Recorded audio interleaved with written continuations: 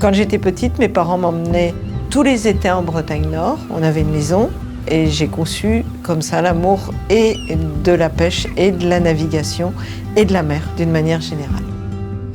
Les eaux de surface de l'océan s'acidifient. Et ça résulte du fait que le gaz carbonique qui est émis en excès par les activités humaines dans l'atmosphère pénètre dans l'océan. Quand il pénètre dans l'océan, il se dissocie. Et en se dissociant dans cette réaction avec l'eau, il libère des ions H+.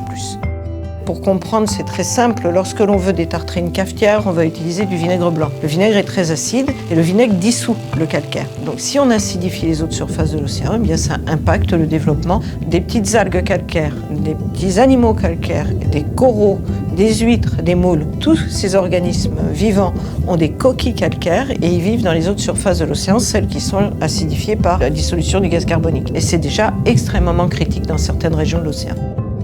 La meilleure solution en ce qui concerne l'acidification de l'océan, mais c'est la même pour le réchauffement climatique, c'est que la meilleure molécule de gaz carbonique, c'est celle qui reste sous terre, sous forme de carbone, donc de limiter le plus possible les émissions de gaz carbonique.